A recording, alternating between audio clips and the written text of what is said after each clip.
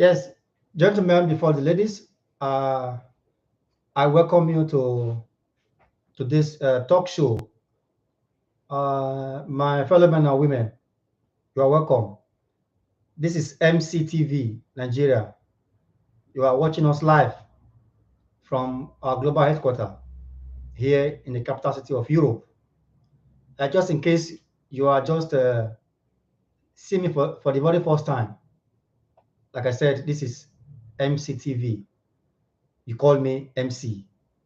That is whom I am. Today, we would be discussing an issue that is very, very crucial. And I know you and I knows it's a very serious matter. And it will interest you to know as well. It's a matter you know quite well. That is politics and Christianity. The topic here is which we are talking about, or we are to talk about today, is why are Christians not participating or dominating the political corridor in Nigeria? Why are Christians, children of God, born again, men of God, why are they not participating in politics in Nigeria? Is it that it is not of God, or it is sinful, or it happens by chance or mischance that the whole Christians, no one is interested? We would want to know what exactly has brought us to where we are, that in Nigeria we see it is in that manner. In the Western world, we see that the politicians, in fact, I could even tell you the whole country, they are even Christians. Though it may not be Pentecostal Christians like we say, they are Catholic, from Methodist, and so on and so forth. They are the ones that are into this politics. They go to church, they play politics. The people on top of the government, they are politicians, they are Christians in the same vein. But you see that in Nigeria, reverse is the case. Why is it in that manner that Christians don't? It's like they are scared of playing politics. So that is the topic we are to talk about this evening. With me to diagnose this matter severely is a gentleman, a political analyst that would analyze this matter so that we understand it the way we should. I'm talking about Mr. Ndebisi Sistus. He's joining us on call because he couldn't make it to be here. That is why he's not with me right away in the studio. So I'm here alone in the studio, but he's with me on call while we discuss the matter. And I want to let you know that the lines will be open soon, whereby you call, give us your contributions, tell us what you know, and what to do that will take us away from where we are to where we need be. Where we are now to where we need be. Make your contributions. The lines will be open, like I said. You can call in direct. You can also use it for WhatsApp. The number to use. Mr. Ndebisi, you are welcome to the show. Thank you. Good evening, viewers, and good evening, Mr. MC, and thanks for having me. God bless you, sir. I hope I'm audible enough. Yes, you are audible enough. You are audible enough. Good, you are there. I would like to ask first. You are a pastor, a man of God, for that matter, and you also at the same point understand politics. I don't want to say you play politics because you will tell us if you play politics or not. But you also understand politics. What went right? How come a man of God is also still in the field of politics? Okay, thanks so much. It's a good question. Anyway, I think the problem we have, Christians have with politics is we misunderstand politics. We must understand what politics is all about. You know, politics is at the same with our church today. Because when you say one play politics, it might not sound good, but we all might be all politicians. We play politics in one way or the other. We act politics in one way or the other. But we are needed in it in one way or the other. Then what is politics? Politics is just an activity associated with governance. It's a group associated with governance. So when you say one is a politician, it means that maybe that person belongs to a particular group that has a way of giving to the country or to the people or leading or directing. That is politics. But the problem we have is that now they say politics is a dirty game. But is politics really a dirty game? Or is it because some dirty people walk into politics and try to make it a dirty game? I think it's hard time Christians should wake up and know that we are an authority. I want to, take you back in the Bible days. Abraham was an authority. Moses was an authority. This is government. In other words, you can say Abraham was a government. Moses himself was a government. Did Moses govern well? Jesus himself is a government. How did Jesus govern? We see how he plays his role in the life of people.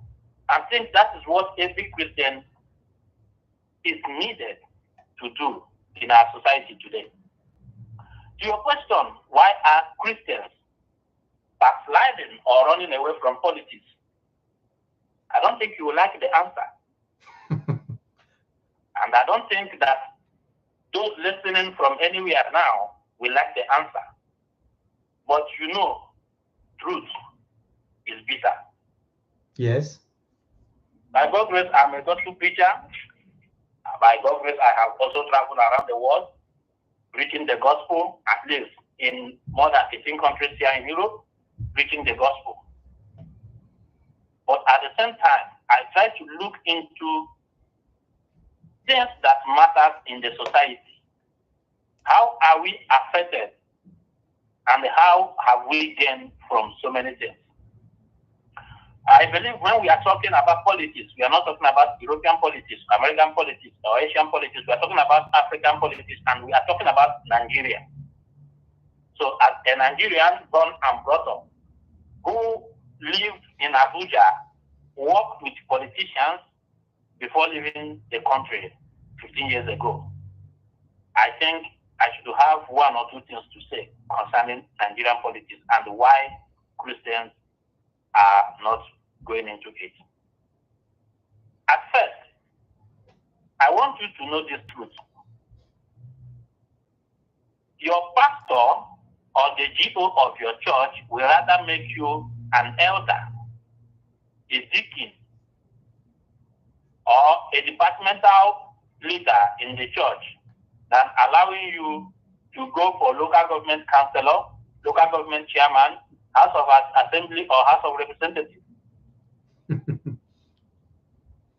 Because you are needed to him in the church more than you are needed to the people in the society. Man of God, sorry to dive in at this point. Do you mean that uh, the the pastors they they are like the people that is responsible to the delay of the Christians not playing around the corridor of politics? Is it what you mean? I think you will agree with me that when we are talking about Christians here now, we are especially talking about Pentecostal Christians. Yes. And I'm going to ask you from where you come from. How many Pentecostal Christians is in the government? You can say that someone from the what is it called Anglican or Catholic is in the politics. I think Peter B is who is running now for president of Nigeria, Republic of Nigeria. He is a Catholic. Yes. His senior brother or younger brother is even a reverend father. I think his sister is also a reverend sister. So, but why don't we have such people in our church? I said something and I said you might not like the answer. You see, I always tell people, especially the Europeans and the Americans, say whatever you want to linger, don't introduce it to Africa, especially Nigeria. We will do it more than those doing it. That is Nigeria for you. We have that talent. Once we copy, it overdo. You see, what is happening in Nigeria now, I'm coming to your answer, sir. Okay. Is what was introduced to Nigeria in earlier 90s. May his blessed soul rest in peace. And with all due respect to Reverend Dr. Reinhard Bonnke, who introduced crusade, and more like a father of Pentecostal in Nigeria. You know, you will agree with me that a lot of people who are manifesting and trying to make Christianity stand strong now in Africa have tapped from him. You see, that constant crusade that takes place in Nigeria is also one of the reasons people don't play or pay more attention to politics. Because, for example, you live in Europe. You see how Europe is governed. You cannot leave your work Monday, Tuesday, Wednesday, Thursday, Friday for church activity. Maybe when you go to work maybe you are on night duty, you come back in the morning, you need to sleep. At least sleep until 3 p.m. in the afternoon. Then have some rest, run around, and rest again to get ready for work. If you are on morning shift, you start work 6 a.m. in the morning, some start 5 a.m. So you come back from work at least 2, you run around between 2 to 7 p.m. you rest, and by 9 you are already heading to work. Or maybe you are on afternoon shift. You go to work, you start work 2 o'clock. So you see, and so on and so on. What am I trying to say? When you are occupied with what you are doing, you will not have time to multiple crusades and multiple church programs. Because the preachers we have now in Africa, I'm coming to you now, your answer now. Yes. Need your presence in church activities. They wouldn't advise you or encourage you or even sponsor you into running for any governmental office. This is why they preach bad about politics. They tell you how dirty it is. They may go as far as telling you have to kill, you have to shed blood before you become a politician. But is it really so? I don't know if I'm making sense at all. Yes. Is this really so? We are getting you. You are making sense actually.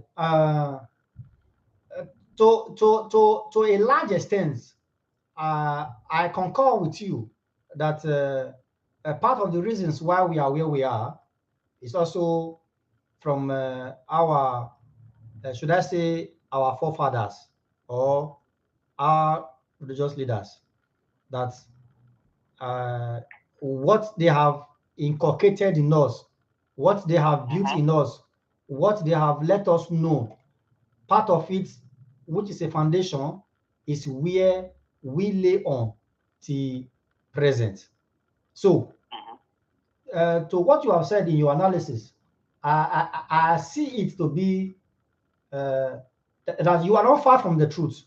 But then I want to ask in this manner: Is it that that was the way they also understood it, or that is the way they were also trained to uh, uh, to say you don't need to be so close to politics. So because it is what you have, you give out.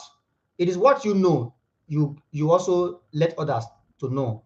Like what my lecturer will tell me, it is when we know it, you know it.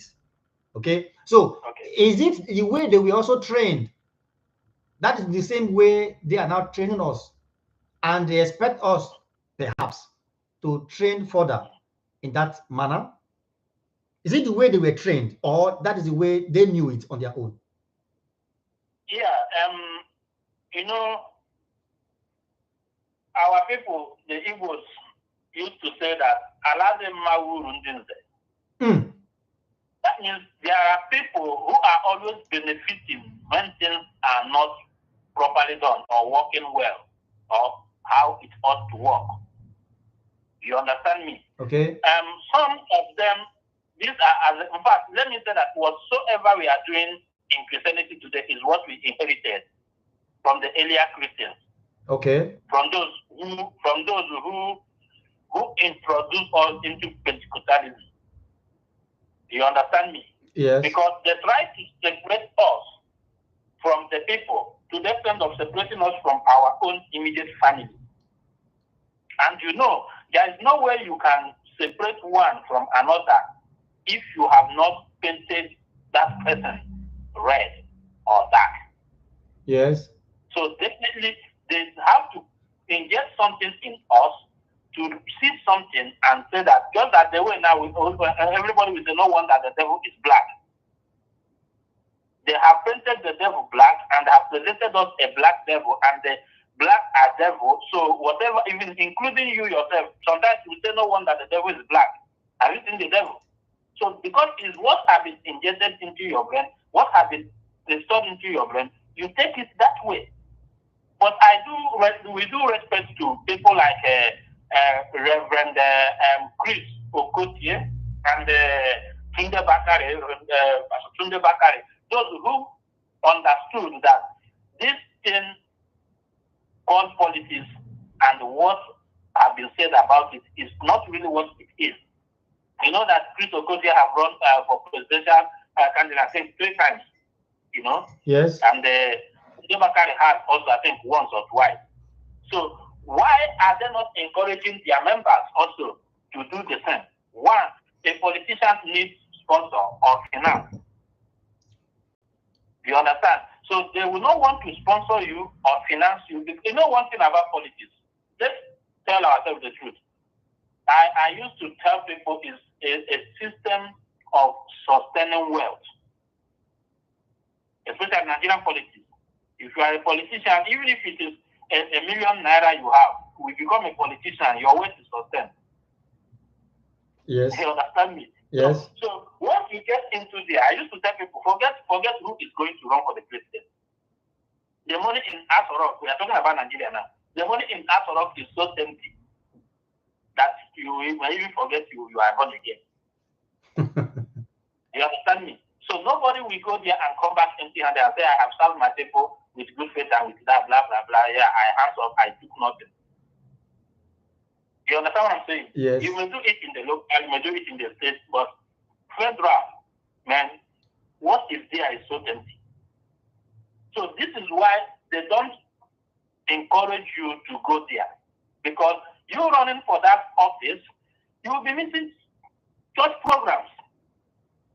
Okay. You don't tell me that you as a House of Assembly or representative should live where you are supposed to be representing the state or the community or the local government, and you will be in church at the time the church program starts in Nigeria. Today, we have churches Monday to Monday. No day is left out. So was that so from the beginning? No. But because now we want to do this more often and get more things that are in it, so we try to split people out of a lot of things in order to have them in the church, in our programs. I hope you get me. Yes. I wanted to ask before you say in our program. Do you also mean that the idea of going to church from Monday to Monday, like you said, is inappropriate?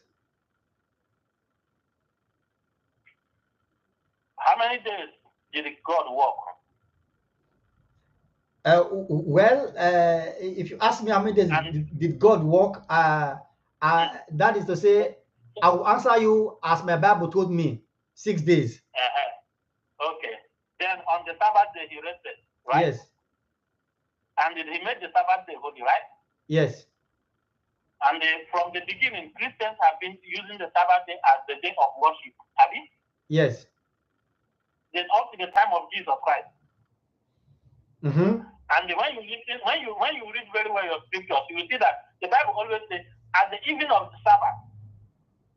Yes. Apostles at the evening of Sabbath or on the Sabbath day. They never say on one Monday morning or one Tuesday morning or one Wednesday morning. That doesn't mean that there were no other gathering on ordinary days. There should be gathering. At least we do have Bible study on Wednesdays, prayer meetings on Fridays, and Sunday worship on Sunday. Yes. Then why are we now having all the whole Monday, Tuesday, Wednesday, Thursday, Friday, Saturday, and the Sunday, and they continue the next Monday again? How will Christians walk? How will Christians know the problem of the country? You live in this Europe now for a long time. Let me just come. You live in this Europe now for a long time, sir. Yes. Is it possible for you to, apart from maybe you are ill, you are taking crank, and you leave your work from Monday till Friday just to attend your church program? I know your church. Of course. And at the end of the month, you will expect salary, sir. No, sir. Okay. So the system is working in Europe. That doesn't mean that it doesn't go to church. Yes. Why can't we, copy that and have our Sunday worship, then our Tuesday, our Wednesday or Tuesday programs and Friday programs, and leave the people to work on the other days? And these are the reasons why they will not want you to be in politics or be in any government work. Because if you do, you are going to miss those Monday to Friday programs. Okay. So these are the reasons the Christians or Pentecostal Christians are not bumping into politics. Because they will speak you out, they will cancel you out, even when you are called. You know that one can be called to be a politician, to be a leader. Yes. God will choose people to say, this one will do well for my people. But most times when we walk to our papas in the Lord and tell them, they will find one way or the other to speak you out. The only people you will see that will encourage you and even support you and sponsor you are the Catholics. I must say this. Yes. Get down to traditional titles. Catholic Church gives their members, allow their members to take. Because it is said, when a righteous is in power, the people rejoice. Mm-hmm. Look at our country, Nigeria, sir. Has there been a righteous man in power since you we are born. I think since you start knowing the names of those that have ruled Nigeria and your own state. No. No. No one person. No one person. Has there been a Christian in power? No one person. So this is why Christians need to wake up, because this can never work well if somebody who fears God is not in power. Yes, somebody may want to say, Osibanjo now who becomes the vice president of Buhari. He is the vice. He has no power to do anything. We can only blame him when he is elected the president and do nothing. Osibanjo will make a decision. He will have to discuss it with Mr. President first. Mr. President will give his approval even on the sick bed before it will carry it out. Yes. How many times has he been acting president? You understand what I'm saying? Yes, I'm with you. Christians need to wake up. Christians need to wake up and walk into politics. Trust me, look at Europe we are. Look at the Europe we are. When you go to Italy, for example, you see all of them. On Sunday morning, you see them in the Catholic Church. Here in Europe also, you see them. They are Christians, not Pentecostals. Yes. You understand me? Yes. So what happened to Africa? What happened to Nigeria? Take all the whole countries in Africa. You cannot count two where the leader is a Christian or one who fears God. That is the problem, sir. Well, That is the problem. it's a very serious matter you are talking about. That part of the reasons why we are where we are is because of our leaders, the way they have turned the Christianity or the church practice into. It is still like what I asked in the previous. Is it that that is the way they were taught, or that is their own doctrine they decided to show or to teach us for us to know what to do? Is it their own doctrine, or that is the way they were taught? That was my question. That's why, sorry to cut you short. That's why I told you, in order to keep you, it's not that they were told never to allow any member of your church to become a politician. No. In order to keep you running under them, you understand? They prefer making you, just as I said, leader of a particular group in the church than allowing you run for a political office. This is not doctrine. This is okay. This can be their own personal decision. In another word, sorry. In another word, that is not what or how they were taught. No. Okay. There is never anywhere in the Bible that it speaks evil about politics. Maybe if you want, I can also read some places in the Bible for you right away, where God was talking about government. Government has never been something evil. You understand me? Yes. Government has never been evil. So that's why in so many places in the Bible you see Paul advising about government. You read places like Romans 13, 1-7. You see Paul talking about government, talking to the Romans about government. You read 1 Timothy chapter 2, verse 1-2. You see him talking to Timothy about government. You read Titus 3, verse 9, I think. You see him talking about it. You understand me? So yes. This is to give you answers that this is not evil. Because no politician chooses himself. According to what Paul is saying, if these people are God's those that God has chosen to be in power to oversee people. So that means God chose them. So Yes. those people should be Christians. Those people should be those that fear God. God will not choose somebody who doesn't fear Him to represent Him. Of course, You no. understand? Yes, of course, no. So you see the government of Jesus also in places like Matthew chapter 22. You see, a lot of things. A lot is in the scripture. So If the earlier Christians could advise and tell Christians to obey government, this is what I'm saying. That if they can advise you to obey government, and who are the government? So you cannot become a government if you are not a politician. So you now begin to wonder.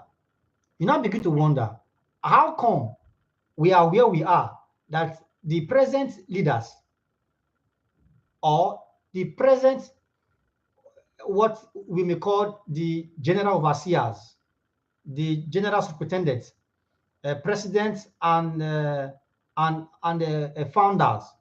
How come of great denominations? How come that we now have this situation that it's like it's now different from the original, or it's now different from how it was delivered to them? What now brought about it? Could it be that the system is faulty? I mean, the government system, the system of the country, is it that it is faulty, or is it that the people are now more money conscious? Like you said, they begin to hold programs Monday to Mondays because maybe there is another reasons why they decide to hold those programs from Mondays to Mondays, as the case may be. Is it that they are now more serious about the money matter, or that is the way they understand the scripture, the Bible? Well, I really don't want to go where you are going. But I want to give you an answer partially. Matthew 6:24. Matthew 6:24. It says, "No one serves two masters at the same time." And if you must obey one and disobey one. I'm not going to where your question was directed. I'm going to where we are not into politics, please. Now, we know that no one can serve two masters at the same time. You will be obedient to one. Wait. Sorry, Mr. Wanere. If you say no one can serve two masters at the same time, where does the two masters now comes in? If exactly what I'm trying to explain to you. If I have a typical example of if I have a typical example of a pastor, no, let me not use pastor because though I know he's a pastor, but let me use it in this way. The vice president of Nigeria, Mr. Osinbajo, we were told he was a pastor, or he's a pastor from the Redeem. Yes. How come he's a pastor and he's a vice president? Do you not see that? Are you not saying that he's now serving two masters? How often has he been in the church? The reason the church don't want you to become a politician. That's why I mentioned that Bible verse. You understand me? Yes. Professor Osinbajo is now busy. He doesn't attend church programs Monday to Friday anymore, the way he normally do. But then, if we go back to where you began from, that is when he has stepped down in power, or when his tenure is over. No. I mean, understand where I'm coming from. Yes, okay. I want to drag you back a little bit. we try to keep you out of politics because once you become a politician, you will not have time.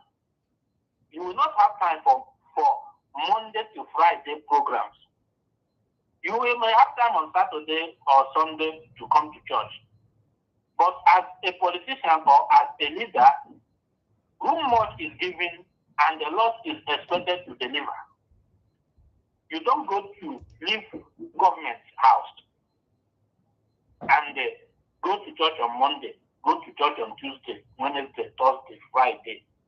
And you are supposed to be in the office, working not just for 6 hours, working 24 hours for the nation, for the country, for the community, for the states that have elected you a leader. So imagine if in a church where there are 800 persons, about 200 of them there are in politics or in government work. And they don't have time to come to church. Remove 200 from 800. You see, there will be a kind of scanty area in that church. Now, they want you to always be dependent on prophesy to me. Look at what is happening in our church today. Nobody goes to church with the faith that I'm a Christian, I pray, and God answers me. Everybody wants somebody to say something concerning his life, concerning his destiny, before he knows he has a destiny. Before you were born, you didn't have a destiny until somebody tell you about your destiny or prophesy about your destiny. Before you will know, you have to struggle. We would have waited for somebody to speak to us before we left Nigeria when things were too tough. You understand what I'm trying to say now? Yes. That is it. So if you are doing something, how will you be waiting for somebody to come and tell you something about yourself? For example, Peter B still go to church, right? Yes. Professor Sibanjo is still an active Christian. Pastor Chris Okotie, whom I use as an example before, who have run for presidential this thing for 3 consecutive times, is a Christian, active. Pastor Tunde Bakare, I remember one time I had issue with him. It was also during the time of Jonathan. He was campaigning and I fought him and we spoke. He is a politician and he is a Christian. But he's not just a Christian, he's a general overseer. Yes. How many persons I asked before from his church are also politicians? Probably only him. And a few people who run errands for him when he wants to. So this is the problem we have. They want you subjected. They want to tell you what to do, how to do it, and when to do it.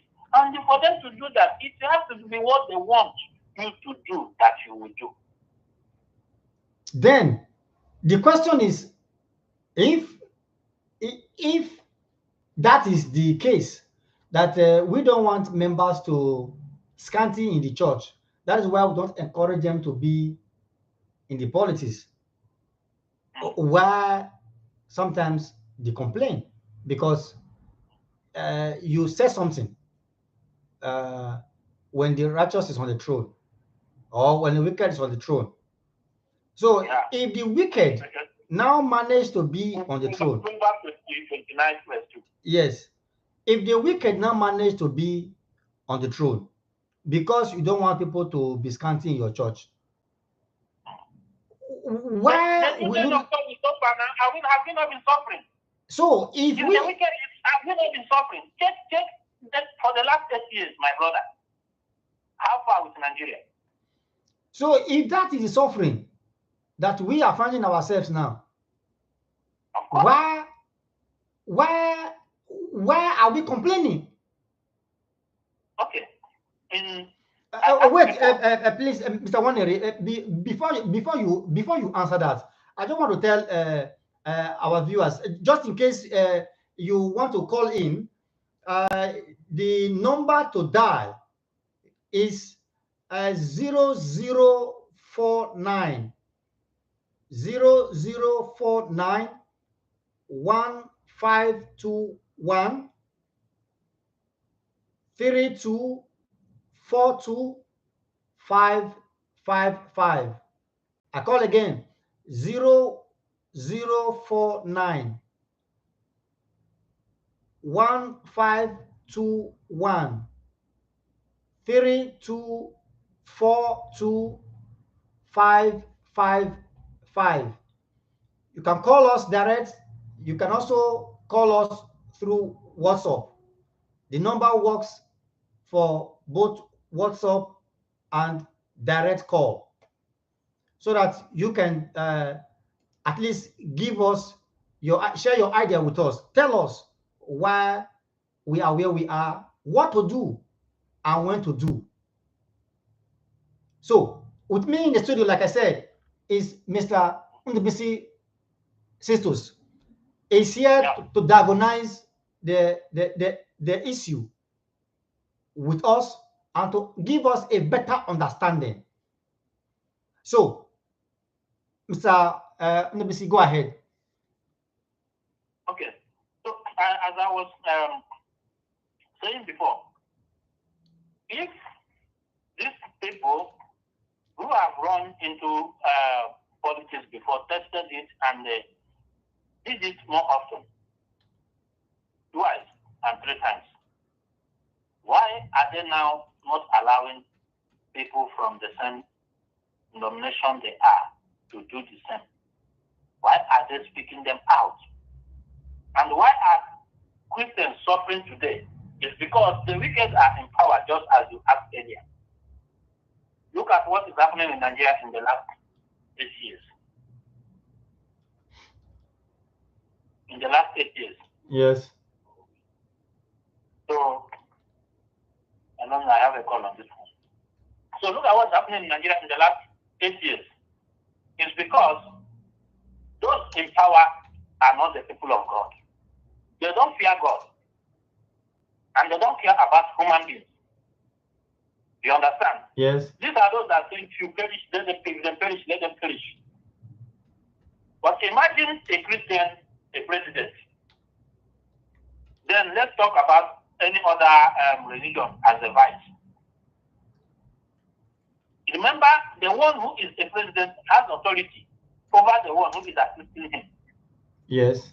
You can say, I want this to be so. Your leader will say, no, it's better so. Even if he protests, nobody will hear him. People are interested in what Mr. President says, not in what Mr. Vice President is saying. Are you with me? Yes, I'm with you. So that is it. So we need the righteous on power. But that place I told you, said if wickedness increase, if sin increase, wickedness increase. Yes. And the righteous is on power, people rejoice. But the wicked is agony, grooming, death and frustration, hunger. And those are what we are facing today in Africa, in Nigeria especially. So should Christians be in politics? Yes. Jesus himself was a government. Though he said his own kingdom in the book of John, he said his kingdom is not of this world. John 18:36, if I'm not mistaken. His kingdom is not of this world. But yes, he gave us a prayer. He said we should pray, thy kingdom come. So his kingdom is not of the world, but we that are in the world should pray that for that kingdom to come here on earth. So how will we manage the kingdom? Is it talking only about the Christian kingdom? Or is there another kingdom Christ is talking about? And he goes on telling us how to be submissive to government, to rulers, to leaders. So that is why we have so many misunderstandings and misagreements in Nigeria. Well, that's why we have many problems. Well, Mr. Ndubisi, I could see sense in what you are saying, but I still want to say, do you think it is important that we begin to cry when we know that we want more members in the church? That is why we don't encourage them to play politics. So do we need to cry anymore? Because it's like we know what we are doing, or we are the one doing ourselves. Do we need to cry and complain? I want you to know that you are affected. Your ego is not. Say it again, please. I want to say this. I will not mention his name, but his ministry is in Port Harcourt. He says it openly. You will hear him. You might know. You might have heard it. He said he will not suffer with you if the country is suffering. He's a Jew. Okay. Father of over 4,000 members, okay. Not a million. He said he will not suffer with you, no matter the situation of the country. You understand me? Yes. Trust me, sir. No GO is affected on anything happening in Nigeria. Then. So whether you remain, whether you go to you become a politician, or you remain there and be saying right on, sir, why things you are supposed to do? If all youth Christians should wake up and move into politics, trust me, Nigeria will be the better place. Then that is the right. If the righteous go into power with the power, then things will change. But we are suffering because there is no righteous man there. Those you have elected as your local government chairman and your governors, they are not Christians. They happen to come from Christian homes. And some of them, you know, is that these ones are not Christians. So what is stopping Christians from becoming politicians? Because we have been told that politics is a dirty business. We have been told that you have to kill before you become this or that. Do we really need to kill or have to kill before we become a politician or be in power?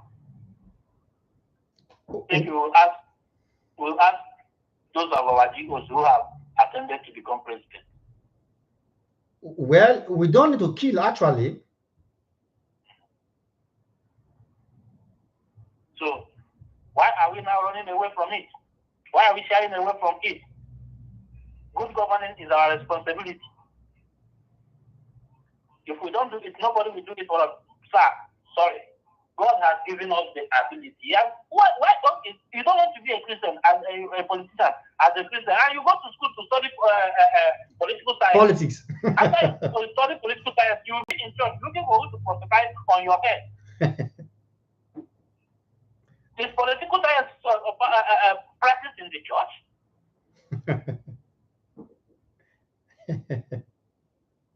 No. I wish someone would answer the question. Is political science practiced in the church? Why studying what you cannot practice? You just want to become a graduate. Then you do political science. Then you want to try to become an ordinary local government, ordinary councillor in your community. Then somebody will tell you something and you will shy away from it. So my brother, it's hard time Christians wake up and change the narrative and change the ideas and change the things that have been injected into us about politics. It's not really dirty the way they say it is. Only that dirty people are much in it. And if clean people can also sanctify it, you know, it will also make sense. And yes. nobody will do it for us. Nobody will do it for us. God will be watching us because He has given us the power, the wisdom, the knowledge, the ability to do all. I was listening to I don't know how to pronounce him, but Angel, who is currently at the Omega Fire Ministry. He said that there are some prayers you are praying, God is just looking at you. He doesn't need to move because He already given you everything. He already given you everything. So when you are now, disturbing Him of the same thing He knows you can do, He'll be looking at you. What is there for an assistant pastor to say he wants to try to serve his community as a councillor or as a local government chairman? I don't see anything wrong in it. His charity will begin at home.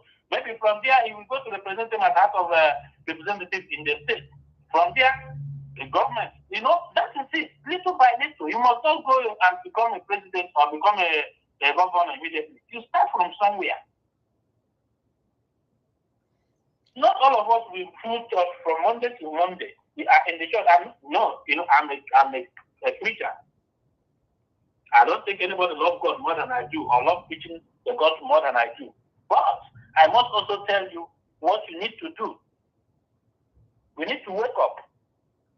It's hard time we wake up and address these things and know that it is unto us to rule the nation. The key to rule the nation has been given to us.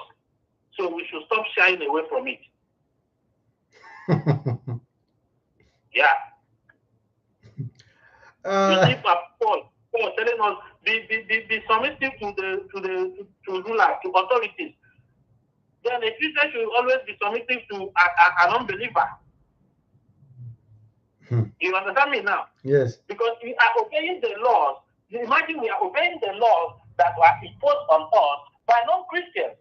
Exactly. Okay, the other time they wanted to, they presented that churches have to be registered and be bringing their tithes to the government. Imagine if they decide, yes, and say every offering in any church will be brought to the government.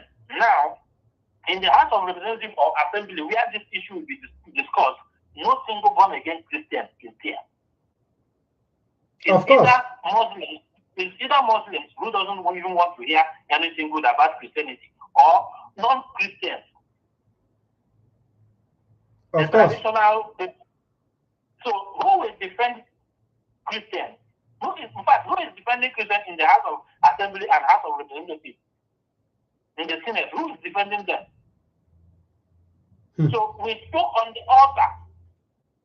Whereas the decision is taken in the inner chamber. You will talk to your people. Nothing you say will make a change. If they said and said, in every state there will be not more than 2 churches. If your church is among those that will be taken away, you will not say anything, because no Christian, no born again Christian is among. Nobody is defending Christians in politics.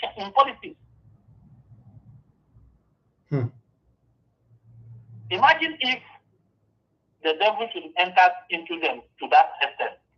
Okay, just the way it is in Europe now. You don't just open church anyhow here. Yes. By the time you finish the paper process, the registration, the requirements, if you open the church, even if your mother comes there and say anyhow, you will not know when you slap him or her out of that place. Because you know what they take the decision and they decide. So no matter the level of born again and prayer and fasting you do, if you don't follow the protocol they give, you dare not open a church here. Is it not true, sir? No, Mr. Waneri, you are. Imagine if they should wake up one morning and somebody bring it to their notice and they decide to debate it, and there is no Christian there to defend the Christendom. Yes. What will be of the Christianity? It's actually a terrible situation. That is the more reason we say let us talk about it, because we need to see or to know why we are where we are, and if where we are is appropriate or not. And if the no is the answer, that it is not appropriate, we need to do something. When do we need to do something?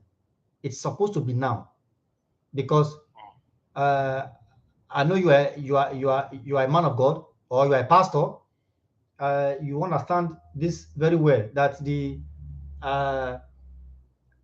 appointed time is now, that tomorrow may be too late. So we do not need to stay too long in sleeping. We need to begin to act immediately. So that is the point where we are. where we say, no, let's talk about it. I'm happy you have been able to diagnose this as a pastor. In another word, in another word, we should be participating in politics if Exactly. we have the opportunity. Mhm. And politics is not for the rough ones. It's not for those that are not educated, not for those that you call dropouts, not necessarily drop out from the school. Whatever you are doing that you could not finish, you didn't finish the process, you are a dropout.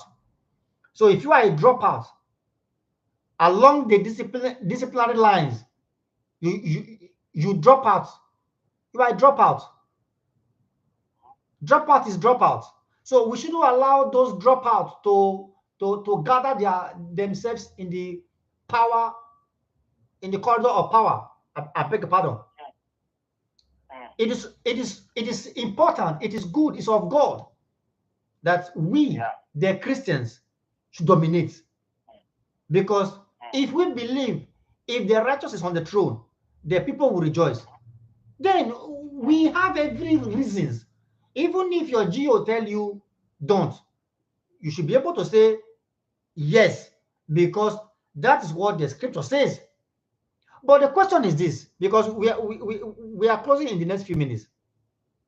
The question is this: who do you actually listen to? Is it that you listen to God, or you listen to your general overseers? Mr. Ndubisi, Well, in 1 minute, if you can tell us this one, in 1 minute. you listen to God. The truth is that God, through his prophets, also speaks to his people. You understand me? Yes. But I want you to know that every man of God is a man Yes. then of God. Okay. Every man of God is a man then of God. In most cases, in in most cases, men of God ask man first. I want you to know that nobody is doing anything that we not profit from. Yes. I have a friend, a pastor friend, who also have another pastor friend, So Yes. we are already ordained before his friend now, is ordained. So when he was ordained, my friend called him and said, "Now, wow, congratulations! Now you are ordained." He was ordained in Assemblies of God. Man of God, So we like I said, we are running out of time. Because I said yes. in 1 minute, if you could just help us help us to know, is it that we listen to men of God, or we listen to God in things like this? Yeah. Just in few seconds, You if listen you to can God. help us. You have to listen to God. Hear the voice of God. Let God direct your heart. Let God speak to you. Okay. You understand me? In another word, Because for God to pick you, it's just like when God picked Moses. Remember that before God picked Moses, Moses was already acting as a deliverer or a savior of the Israelites. in another You will word, see it in you. You will know it is in you. Then you will see the call of God on you. Just speak it immediately. so Mr. Ndobisi Waneri, sisters, thank you for coming to the show. Thank you for helping us to understand the position where we are, and what to do, how to do about it. We appreciate your time, and we always call on you when you are needed, because I'm sure this matter, we are still on it. We are not done with it, because it is so broad, but because of time, we will like to go now. My fellow men and women, gentlemen, before the ladies, thank you for the time. This is the show for the day. We will be on your way next week, Sunday, by the grace of God, to discuss another issue, which is Valentine. Is Valentine of God, or should Christians practice Valentine, or it is the worldly thing? It is not necessary. That will be our topic for next week, Sunday. Today is Saturday, but we are coming next week on Sunday to discuss this same matter, this same time. Until then, remain blessed. Remember, your vote, your vote will make a difference. Go get your PVC and cast your votes. God bless you.